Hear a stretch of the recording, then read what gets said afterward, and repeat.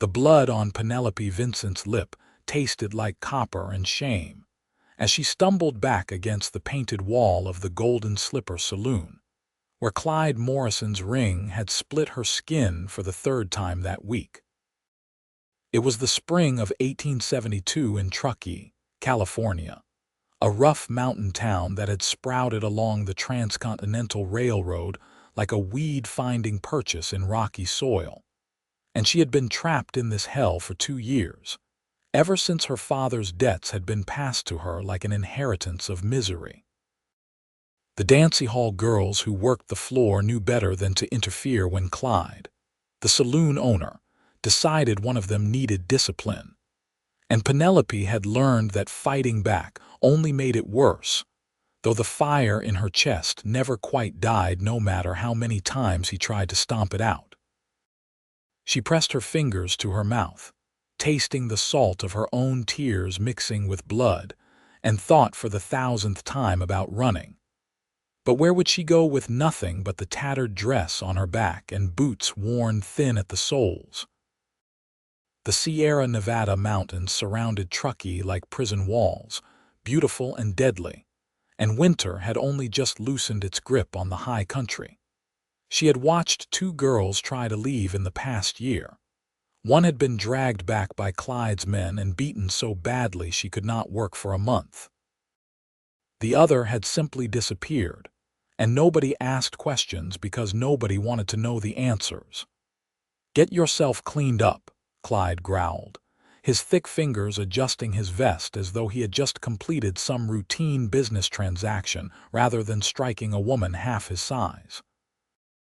"We have customers coming in an hour, and I expect you on that floor smiling like you mean it." Penelope nodded, keeping her eyes down, and hurried toward the back stairs that led to the cramped rooms where the girls slept 3 and 4 to a space barely big enough for 2. Her roommate, a girl named Sarah with tired eyes and a cough that never quite went away, looked up from where she sat mending a stocking. "Bad tonight?" Sarah asked, though she could see the answer written in red across Penelope's face. "Same as always," Penelope replied, pouring water from the pitcher into the basin and dabbing at her lip with a cloth that had been white once, but now bore the stains of 100 small wounds. She studied her reflection in the cracked mirror above the washstand. At 22 years old, she could see the hardness creeping into features that had once been soft. The way her green eyes had learned to go distant when men pulled her close on the Dancehall floor. The tightness around her mouth that came from holding back words that would only earn her more bruises. She had been pretty once, properly pretty, back when her mother was alive and her father ran a small dry goods store in Sacramento. That life felt like something she had dreamed rather than lived. After her mother died of fever, her father had taken to drink and cards, and the debts had piled up like snow in a blizzard. When he put a gun in his mouth one gray morning, Penelope had discovered that his debts were now hers, and Clyde Morrison had been happy to offer her a way to work them off. 2 years later, she was still working, and the debt never seemed to get any smaller no matter how many nights she danced until her feet bled. "You should leave," Sarah said quietly, the same conversation they had every few weeks when things got particularly bad. "Just go. Catch a wagon heading west toward the valley." "With what money? Wearing what clothes?" Penelope touched the thin fabric of her dress, the kind that showed too much and protected too little, designed to separate lonely men from their gold dust and their scents. "You know what happens to women who try to leave." Sarah said nothing, because they both knew the truth of it. The world was not kind to women without means or protection, and Clyde made sure they had neither. Penelope fixed her face as best she could, pinched her cheeks to bring color back into them, and made her way down to the saloon floor as the evening crowd began to filter in. The Golden Slipper was doing good business, as it always did. Men came down from the lumber camps in the mountains or up from the railroad camps, pockets full of wages and heads full of loneliness. The piano player started his nightly routine, and Penelope plastered on the smile she had perfected over 2 years of practice. She could dance and laugh and pour drinks and pretend that every man who touched her waist was welcomed rather than endured. She was moving between tables, delivering whiskey and dodging hands, when she noticed the man sitting alone in the corner. He was different from the usual crowd, not because he was cleaner or better dressed, though his clothes were well made and sturdy, but because of the way he held himself. There was a quietness to him, a self-possession that did not need to announce itself with loud talk or rough behavior.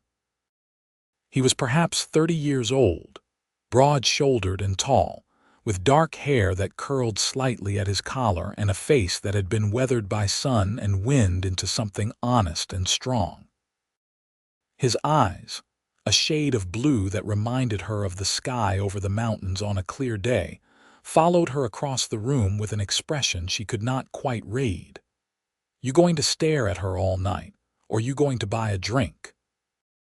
The bartender called over, and the man nodded, gesturing for Penelope to bring him a whiskey.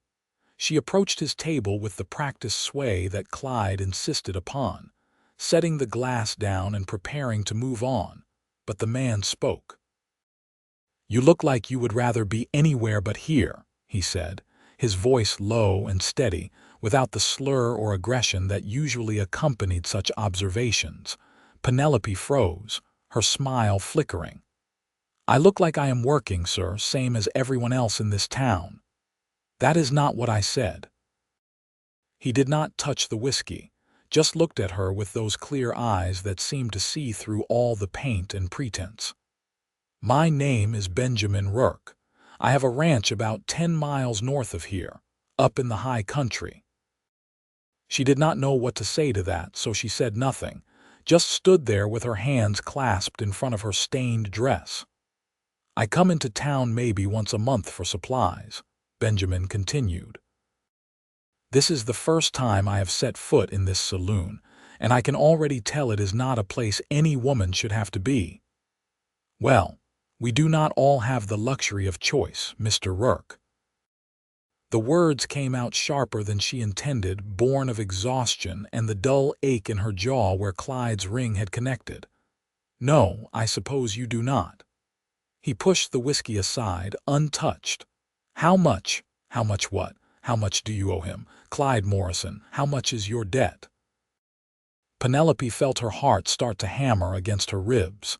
This was dangerous territory, the kind of conversation that could get her hurt if Clyde overheard. "I do not know what you mean."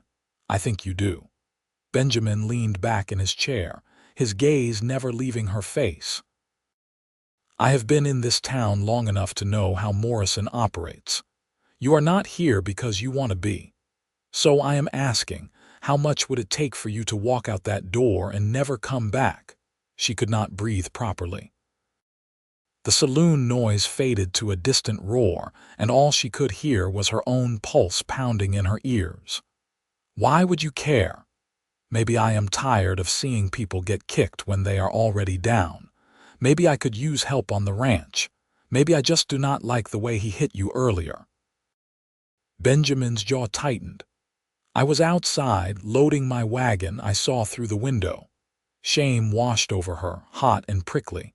She wanted to run to hide, but his eyes held something that was not pity or disgust. It was anger, but not directed at her. "It is not your concern," she managed. "I am making it my concern. How much?" $500. The number came out as a whisper. It might as well have been 5,000 or 5 million for all the possibility she had of ever accumulating such a sum. Plus room and board for 2 years. "He says I owe him close to 800 total."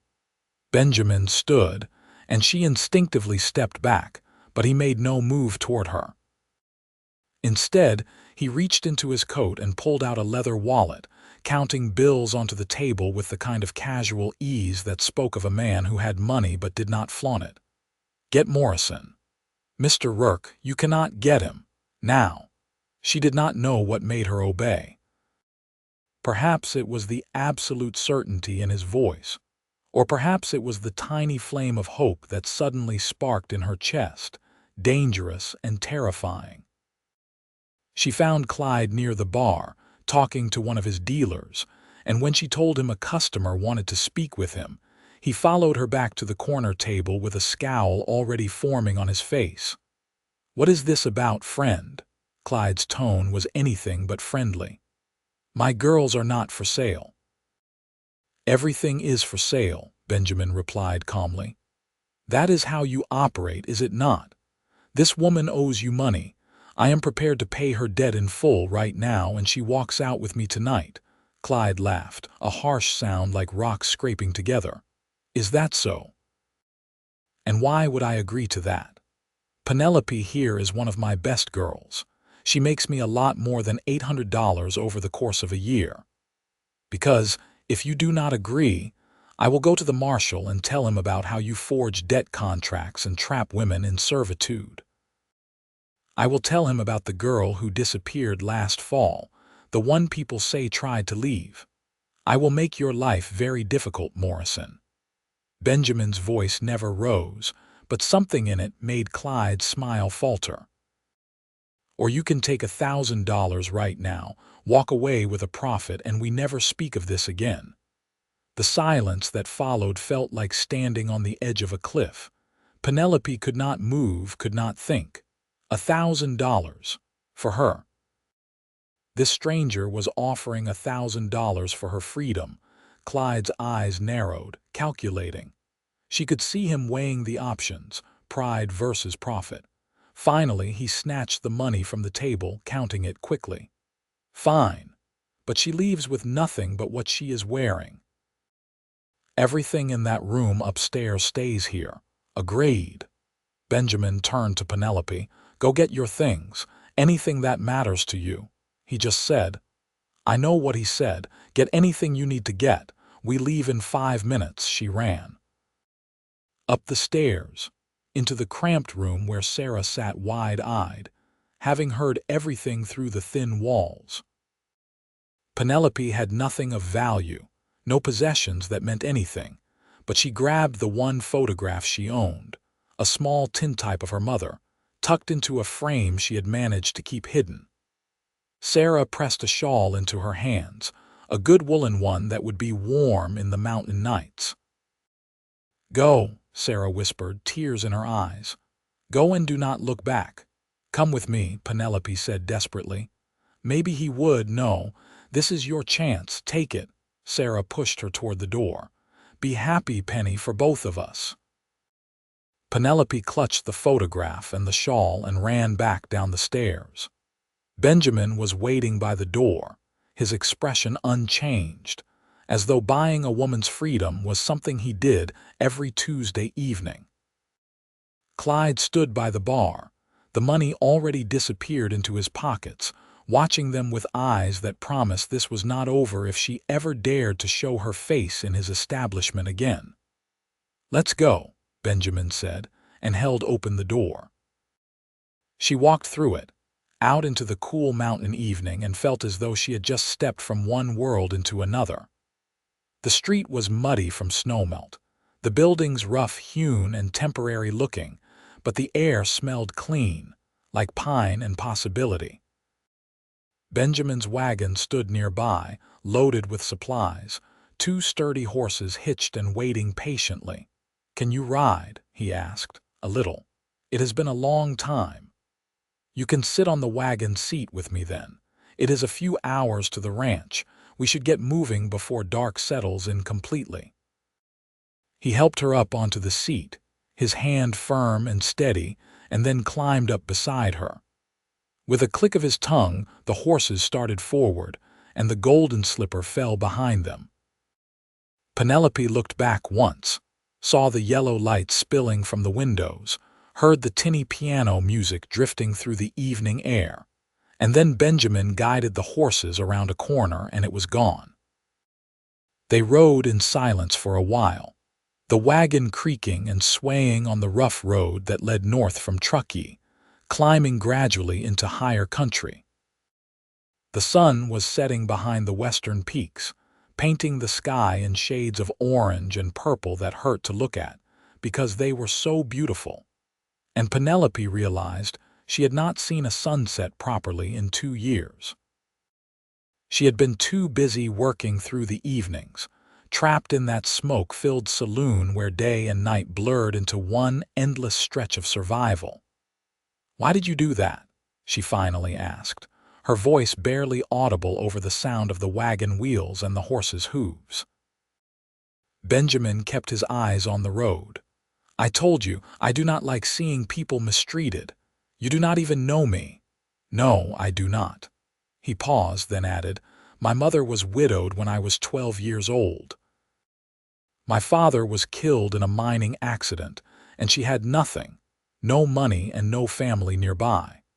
She worked herself nearly to death to keep me and my sister fed and clothed.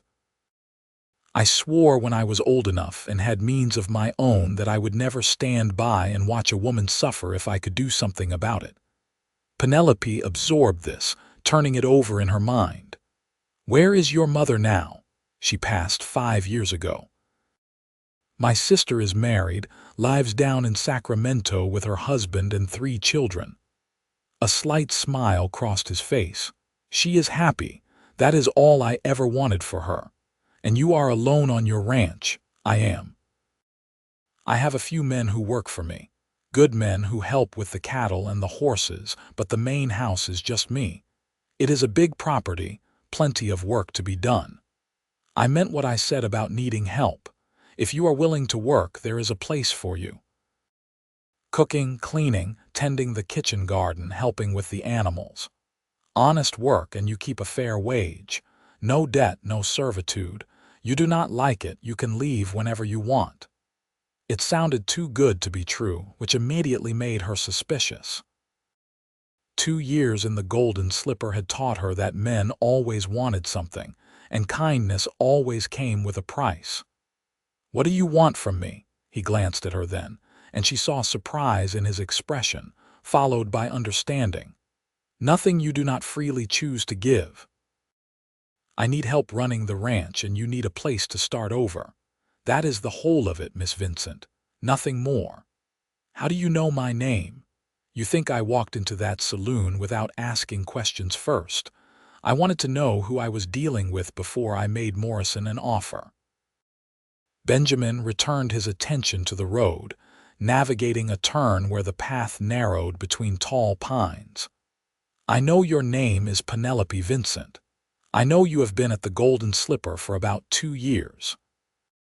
I know Morrison claims you owed your father's debts, though I would bet good money those papers are not worth the ink they are written with. I know you are 22 years old, and I know you deserve better than what you have been given." She did not know whether to be frightened or grateful that he had researched her circumstances. "You went through a lot of trouble for a stranger. Maybe I have been alone on that ranch too long. Maybe I saw someone who needed help and decided to be useful for once." He shrugged. "Does it matter? You are free now. What you do with that freedom is up to you." The wagon climbed higher into the mountains, following a path that wound through forests of pine and fir, and the air grew colder and thinner. Penelope pulled Sarah's shawl tighter around her shoulders and watched the landscape change from the rough mining town to something wilder and more beautiful. She saw deer moving between the trees, and once, a black bear that stood on its hind legs to watch them pass before dropping back to all fours and ambling away into the undergrowth. "Are we safe from bears?" she asked nervously. "Mostly. They do not usually bother people unless you get between a mother and her cubs or surprise one while it is eating. We make enough noise with the wagon that they hear us coming and move off." Benjamin pointed ahead, where the trees began to thin out. "Almost there." The ranch, when it came into view, took her breath away. The main house was built of solid logs, 2 stories tall with a wide porch that wrapped around the front and side. Smoke curled from a stone chimney, suggesting someone had kept a fire going in their absence. Beyond the house stood a large barn, several smaller outbuildings and fenced pastures where cattle grazed in the fading light. Mountains rose on all sides, their peaks still white with snow, and a stream ran through the property, its water clear and fast with snowmelt. "This is yours." Penelope breathed. "This is mine. 10 years of work, sweat, and luck." Benjamin pulled the wagon to a stop near the house and hopped down, then came around to help her descend. "Come on. I will show you inside, and then I need to tend to the horses." The interior of the house was simple but well built, with wide plank floors and furniture that looked handmade and sturdy. A large fireplace dominated one wall of the main room, and the fire burning there cast warmth and light throughout the space. There was a kitchen area with a good iron stove, a table with 6 chairs, and shelves lined with dishes and supplies. A staircase led to the second floor, where Benjamin told her there were 3 bedrooms. "You can have the room at the end of the hall," he said, lighting a lamp and handing it to her. "Fresh linens are in the chest at the foot of the bed. There is a washroom upstairs as well, and we have good well water. Make yourself at home. I will be back once I have the horses settled." He left her standing in the main room, holding the lamp and trying to comprehend that this was real, that she was truly here and not locked in some fever dream brought on by too many blows to the head. She climbed the stairs slowly, her legs shaking from exhaustion and shock, and found the room he had indicated. It was small but clean, with a real bed covered in quilts, a washstand with a pitcher and basin, and a window that looked out over the pastures and mountains beyond. Penelope set the lamp on the washstand and sat down on the edge of the bed, testing its give. It was soft, softer than anything she had slept on in 2 years. The tears came then, unexpected and overwhelming, and she pressed her face into her hands and wept for everything she had endured, for the kindness of a stranger, for the terrifying uncertainty of freedom. She did not know how long she cried, but eventually the tears stopped, leaving her drained and hollow. She washed her face in the cold water from the pitcher, wincing when the cloth touched her split lip, and then lay down on the bed still fully clothed because she had nothing else to wear. The quilt smelled like lavender and cedar, clean and safe, and within moments she had fallen into the first deep sleep she had known in years. When she woke, pale light was filtering through the window, and the smell of coffee drifted up from downstairs. Penelope sat up slowly, disoriented, half expecting to find herself back in the cramped room at the Golden Slipper. But no, this was real. The mountains outside the window were real. The clean room and the soft bed were real. She made her way downstairs and found Benjamin in the kitchen, frying eggs and bacon in a large skillet. He looked up when she entered and nodded a greeting. "Coffee is on the stove. Cups are in the cabinet above." He flipped the eggs with practiced ease. "How did you sleep?" "Better than I have in years." She poured herself coffee, adding a bit of sugar from the bowl on the table, and wrapped her hands around the warm cup. "Thank you for everything. You are welcome." He divided the food onto 2 plates and brought them to the table. "Sit. Eat. We can talk about the work after breakfast." The food was simple but good, and Penelope ate slowly, savoring every bite. Benjamin ate with the efficiency of a man who viewed meals as fuel rather than pleasure, and when they were finished, he pushed his plate aside and leaned back in his chair. "I have 3 men who work for me," he said.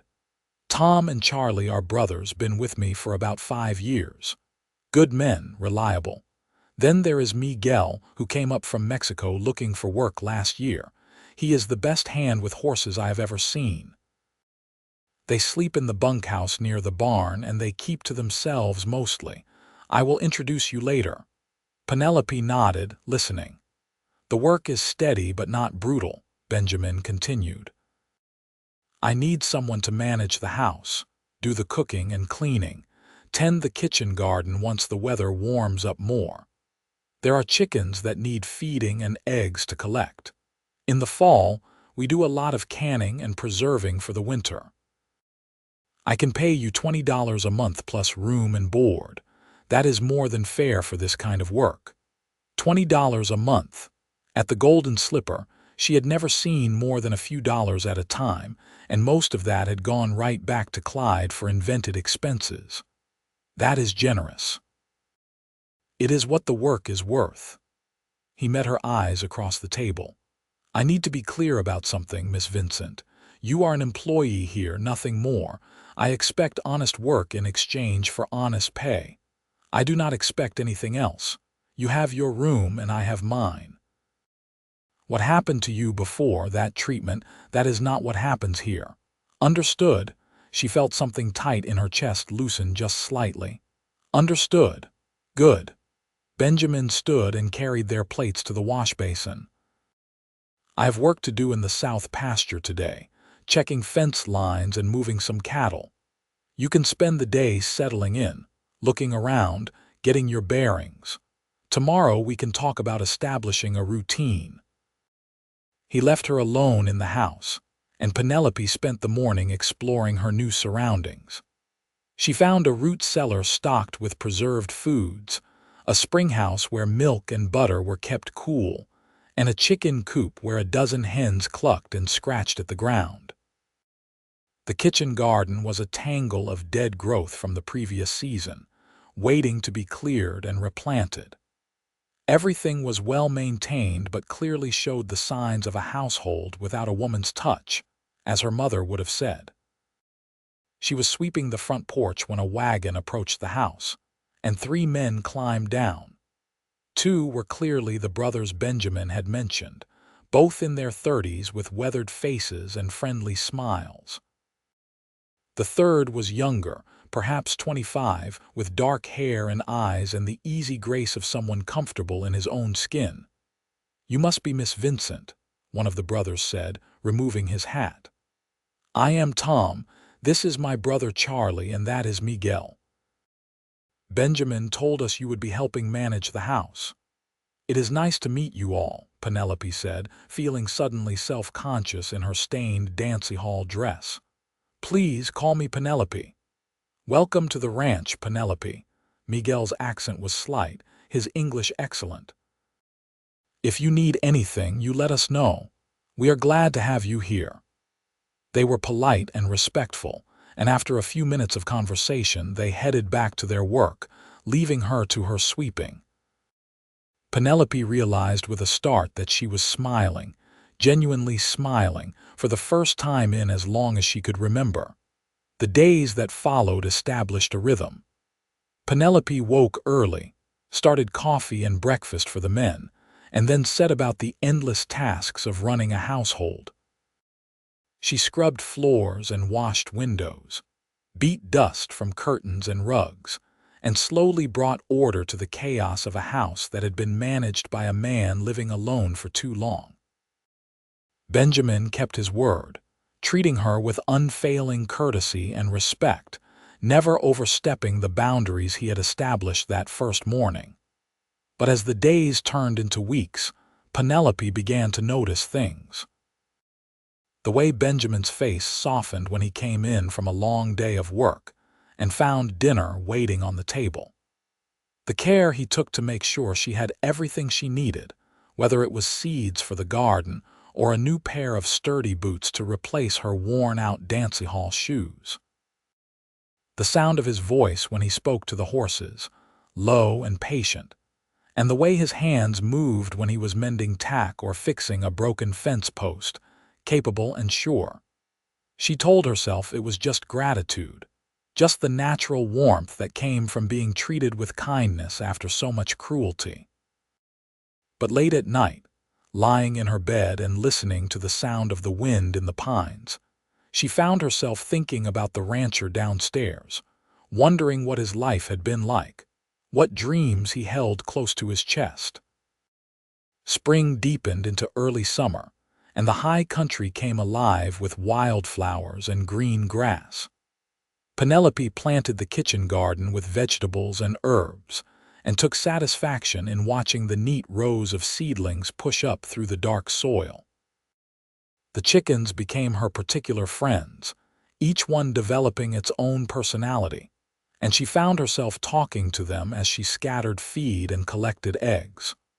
One evening in late June, after dinner had been cleared away and the dishes washed, Benjamin asked if she would like to walk with him.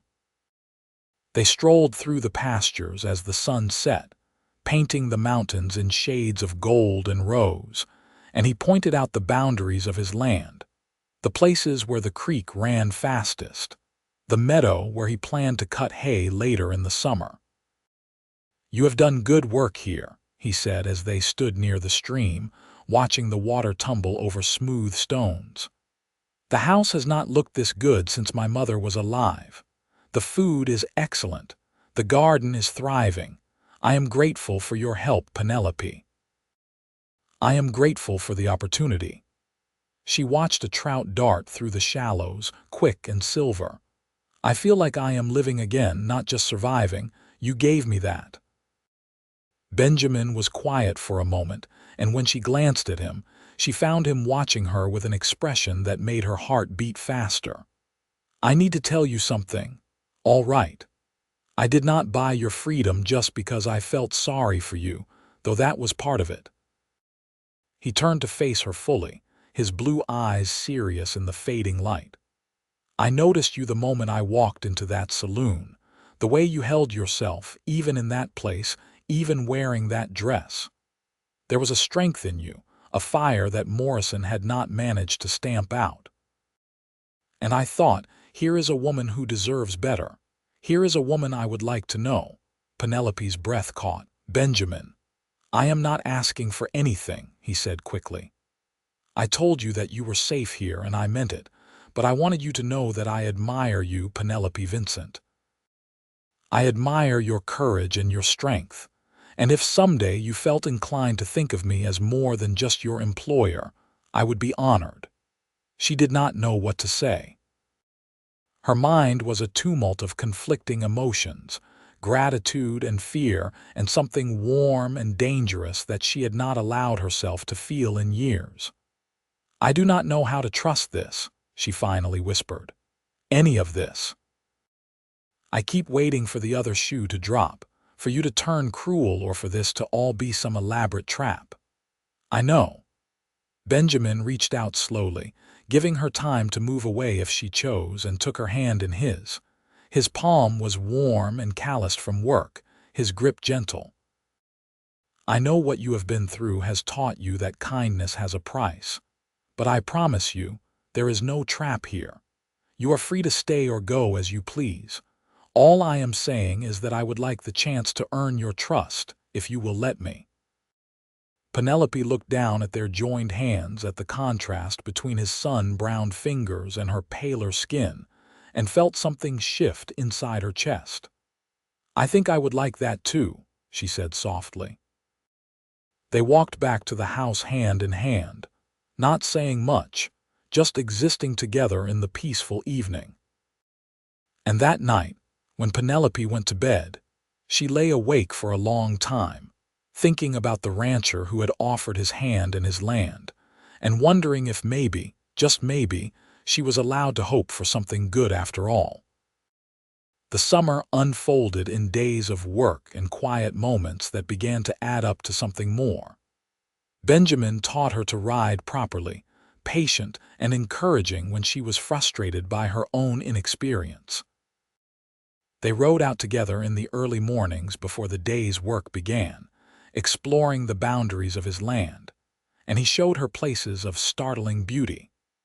Hidden meadows full of wildflowers, a waterfall that plunged down a rocky cliff into a clear pool, a stand of ancient trees that seemed to hold secrets in their gnarled roots.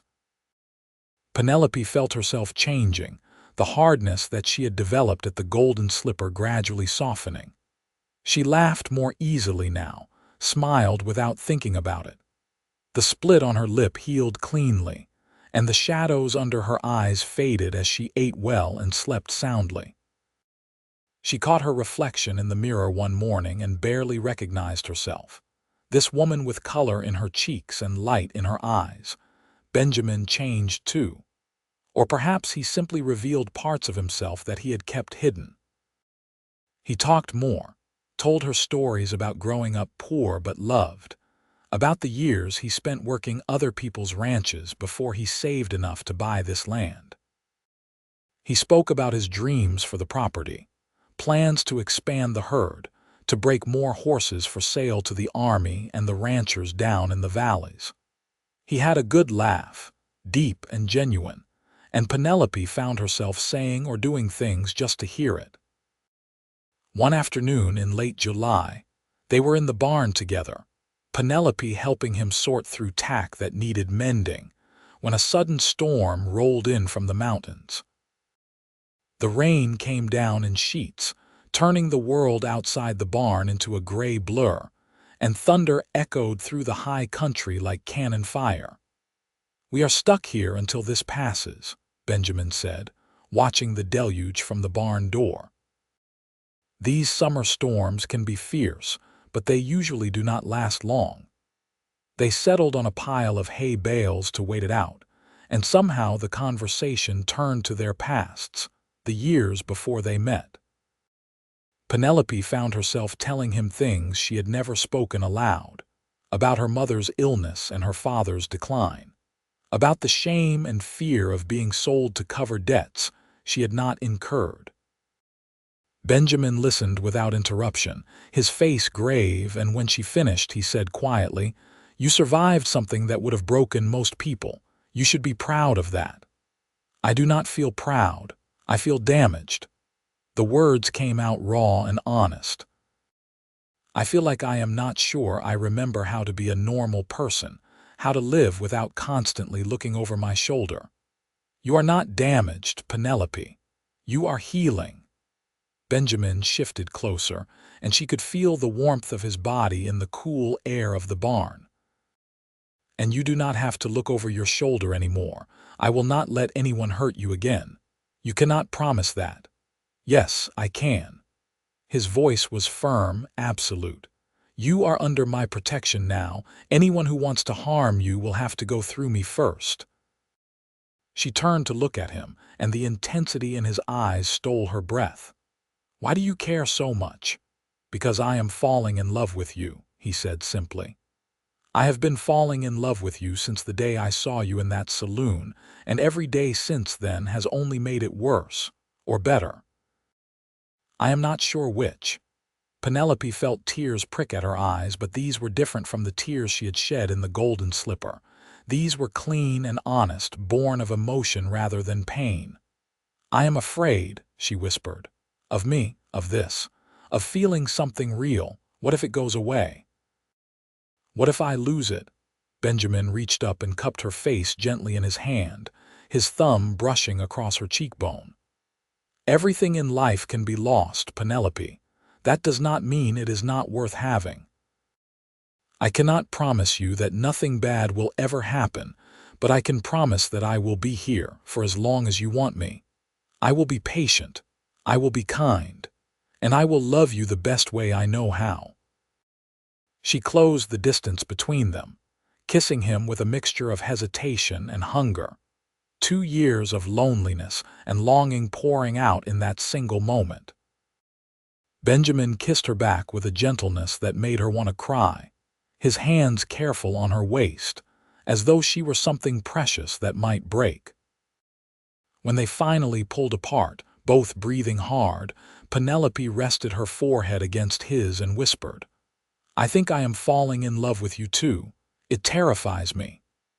"Then we will be terrified together," he said, and kissed her again. The storm passed, leaving the world washed clean and smelling of rain-soaked earth. They walked back to the house together, holding hands, and that evening at dinner, Tom and Charlie exchanged knowing glances while Miguel smiled into his plate. Apparently, it had been obvious to everyone except Penelope and Benjamin themselves that this was where they were heading. As summer moved toward autumn, their relationship deepened and grew. They were careful with each other, respectful of boundaries, but the affection between them was undeniable. Benjamin courted her properly, as though she were a fine lady and not a former Dancehall girl with a questionable past. He brought her wildflowers from the meadows, carved her a set of wooden spoons for the kitchen, and once rode 20 miles to Truckee and back to buy her a length of fabric in a blue that matched the mountain sky. Penelope made him a shirt from that fabric, sitting by the fire in the evenings with needle and thread, and when she presented it to him, he looked at her as though she had given him gold. He wore it to church the following Sunday, the first time he had convinced her to go with him into town. She had been terrified of returning to Truckee, afraid of running into Clyde or one of the other men from the Golden Slipper. But Benjamin held her hand tightly as they walked from the wagon to the small church on the edge of town, and his presence gave her courage. The service was simple, the congregation friendly if curious, and afterward, several women approached to welcome her and invite her to the next quilting circle. As they were preparing to leave, Clyde Morrison appeared at the edge of the churchyard, his face dark with anger. "You think you are better than us now, Penelope," he called out, loud enough to draw attention. "You think you can put on a nice dress and pretend you are a respectable woman." Before Penelope could respond, Benjamin stepped forward, placing himself between her and Clyde. "You got your money, Morrison. That means you have no claim on her. If you harass her again, I will make sure everyone in this town knows exactly how you run your business. I will bring in a federal marshal if I have to. Are we clear?" Clyde's mouth worked, but he clearly recognized that Benjamin was not bluffing. "She is not worth it, Rourke. Just a whore who got lucky." Benjamin's fist connected with Clyde's jaw so fast that Penelope barely saw it coming. The saloon owner went down hard, sprawling in the dust, and Benjamin stood over him with his hands clenched. "You will not speak about her that way. You will not speak to her. You will not look at her. You will forget she exists. If I hear otherwise, I will come back to town, and we will finish this conversation in a way you will not enjoy." "Understood." Clyde spat blood and nodded, clearly understanding that he had been beaten not just physically, but in every way that mattered.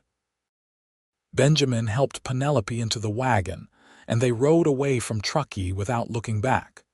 "You did not have to do that," Penelope said once they were on the road home, though her voice was shaking with a mixture of fear and exhilaration. "Yes, I did." Benjamin flexed his hand, wincing slightly. "Nobody talks about you that way. Not now, not ever." She leaned against his shoulder, feeling the solid strength of him, and thought about how much her life had changed in just a few months. She was not the same broken woman who had walked out of the Golden Slipper in shame and desperation. She was becoming someone new, someone stronger, and it was because this man had seen her worth when she could not see it herself. September brought cooler weather and the hard work of preparing for winter. They cut hay and stacked it in the barn, harvested vegetables from the garden, and spent long evenings canning and preserving. Penelope learned to make sauerkraut and pickles, to render fat for soap, to smoke meat so it would last through the cold months. Benjamin taught her to shoot, patiently correcting her stance and aim until she could hit a target at 30 yards. "A woman living out here needs to know how to protect herself," he said. "Not just from animals, but from men who might get ideas."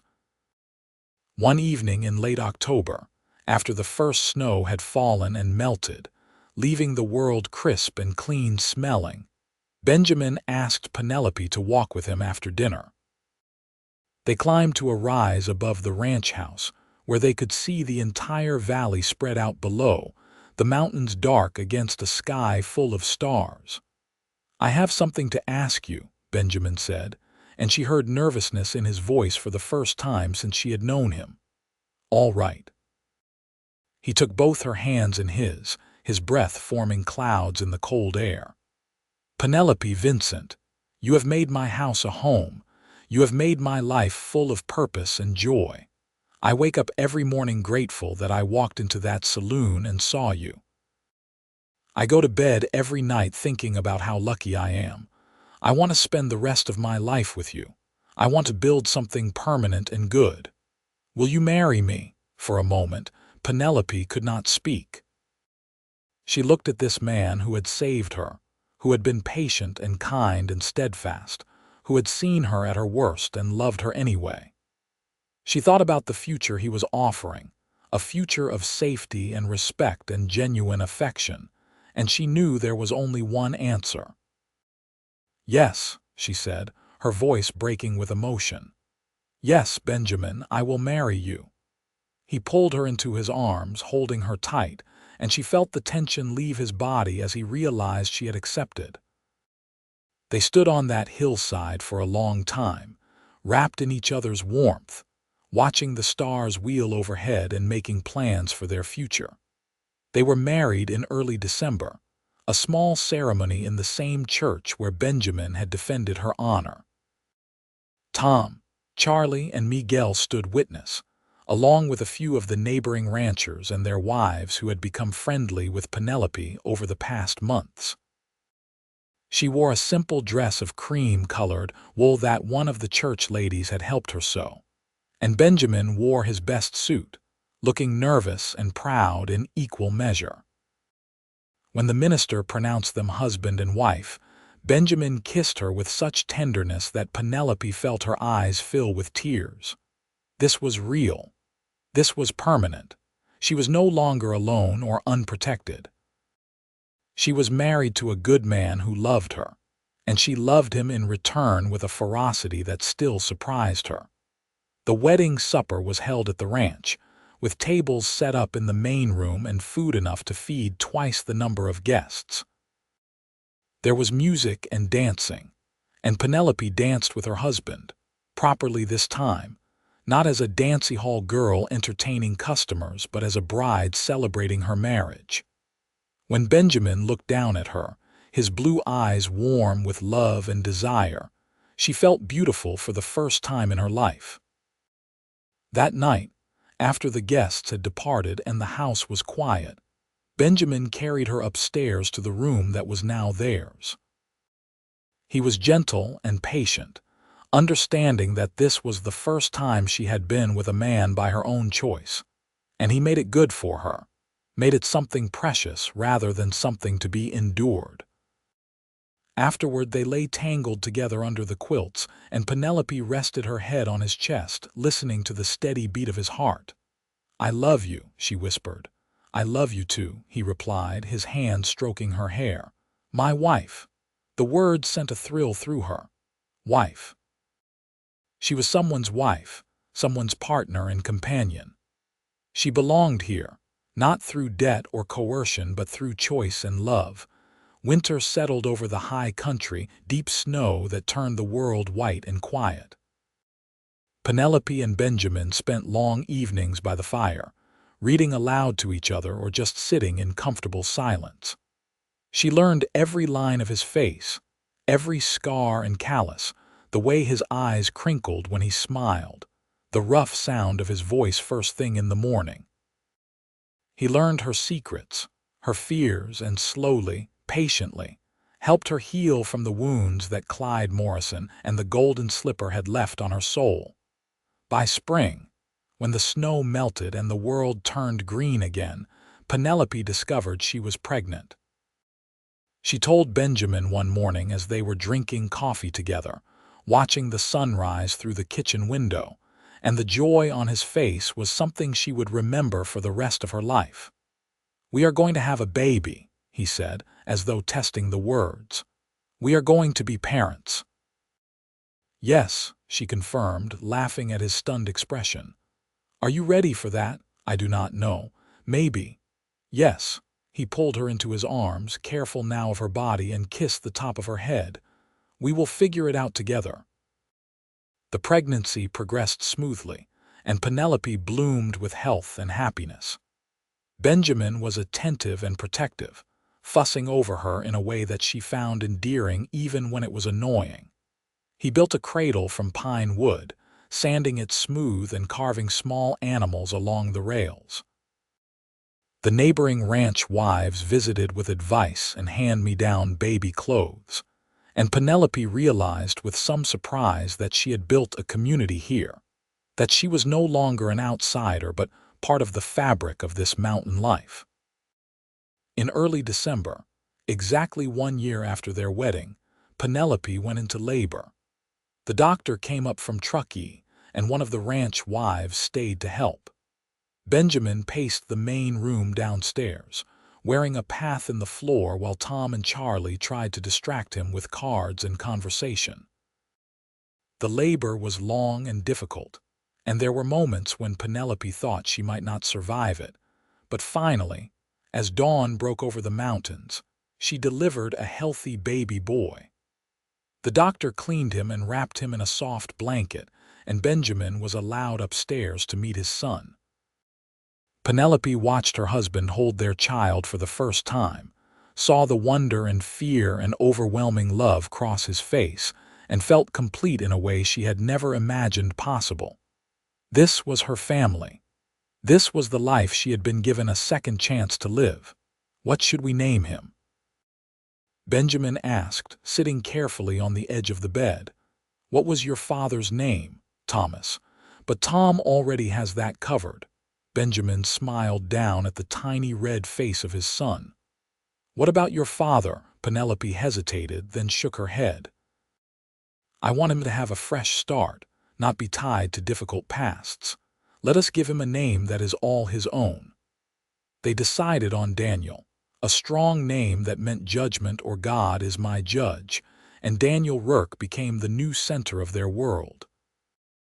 He was a good baby, healthy and curious, with his father's blue eyes and his mother's dark hair. Benjamin was a devoted father, tender and patient, and Penelope fell in love with him all over again watching him care for their son. The years passed in a rhythm of seasons and work and family. Daniel grew into a sturdy, cheerful child who loved the ranch and the animals, and following his father around like a small shadow. When he was 3 years old, Penelope gave birth to a daughter they named Grace, and 2 years after that, another son they called Samuel. The ranch prospered under Benjamin's careful management. The cattle herd grew, and he became known throughout the region for the quality of his horses. Penelope managed the household with the same efficiency she had once applied to surviving the Golden Slipper. But now her efforts went toward building something good rather than merely enduring something terrible. She never forgot where she had come from, but the memories lost their sharp edges as the years went by. Sometimes she would see a poster for a traveling show or hear piano music drifting from a saloon in town, and she would remember those 2 years of her life, but they felt like something that had happened to someone else. That frightened girl in the stained dress was gone. In her place was Penelope Rourke, rancher's wife and mother, a woman who had earned her place in this harsh and beautiful country. One summer day, when Daniel was 10 and Grace was 7 and Samuel was 5, a woman came to the ranch looking for work. She was young and tired, with bruises on her arms and fear in her eyes, and Penelope knew immediately that this was someone running from something terrible. "Can you cook?" Penelope asked gently. "Yes, madam." "Can you clean and do laundry?" "Yes, madam." "Then you have a job if you want it. $20 a month plus room and board. No questions asked about your past, and no one here will hurt you." The girl's eyes filled with tears, and she nodded, unable to speak. Benjamin, who had been listening from the porch, caught Penelope's eye and smiled. She smiled back, understanding passing between them without words.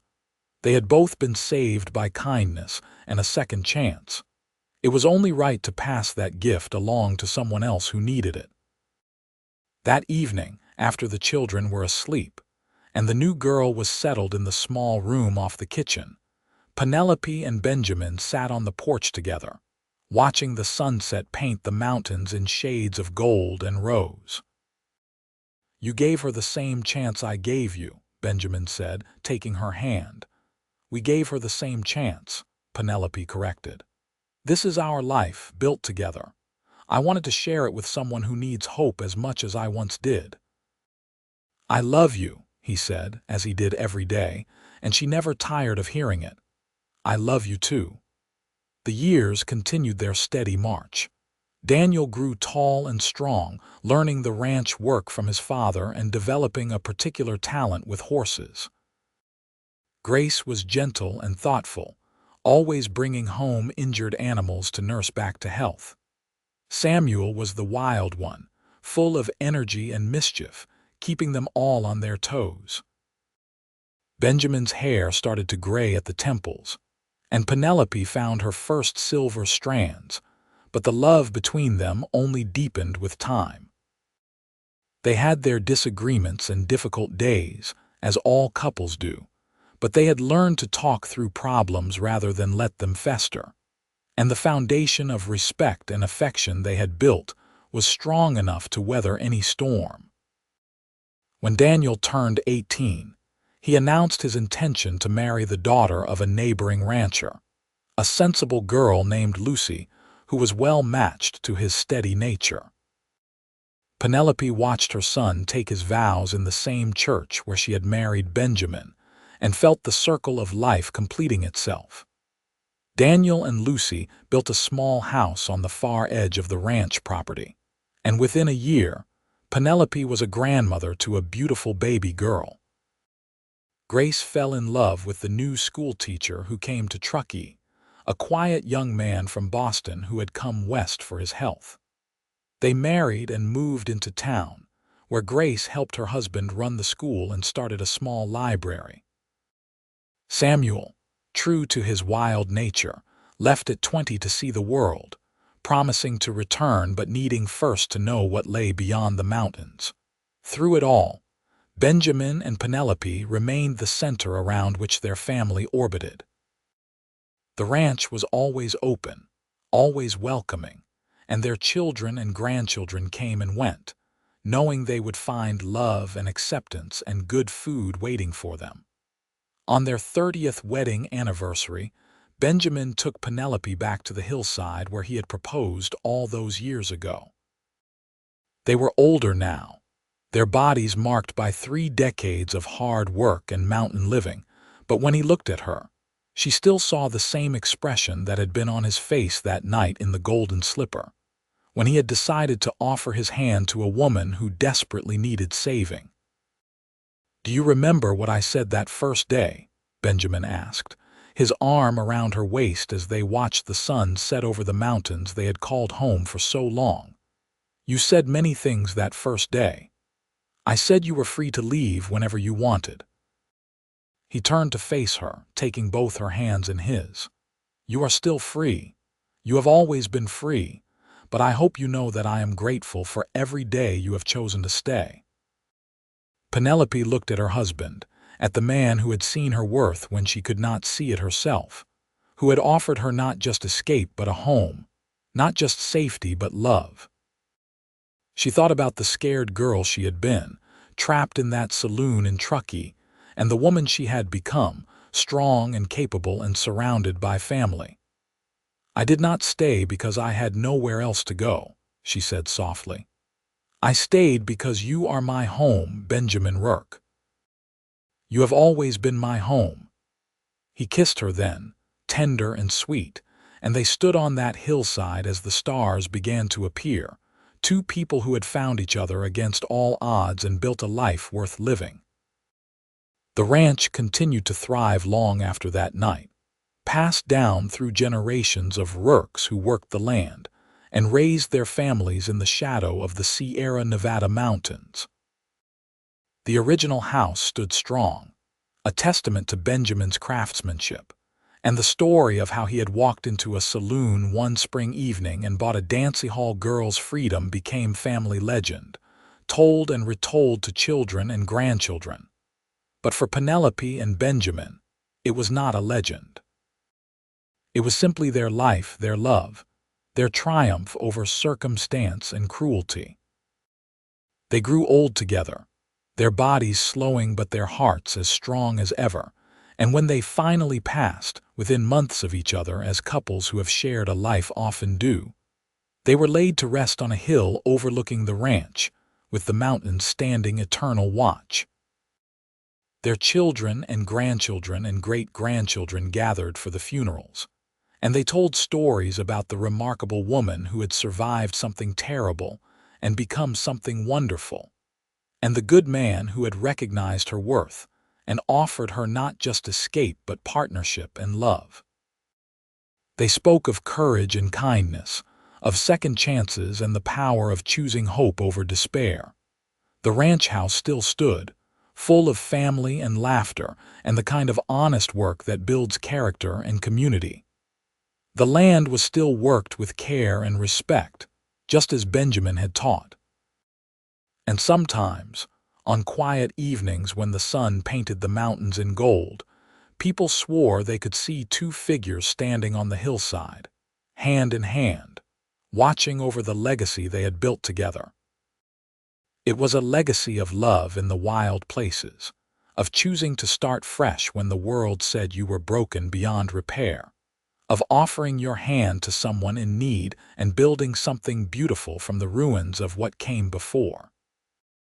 It was a reminder that no matter how dark the night, dawn always comes, and sometimes salvation arrives in the form of a quiet rancher who walks into a saloon and sees not what you have been forced to become, but who you truly are beneath the bruises and the fear.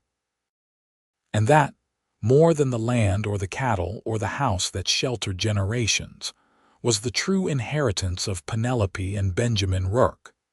The knowledge that love can heal, that kindness matters, and that everyone deserves a second chance to build the life they were meant to live. Their story began with a desperate escape and an unexpected offer, but it became so much more, a testament to the enduring power of two people who chose each other, day after day, year after year, building happiness from hope and devotion from the ashes of a painful past.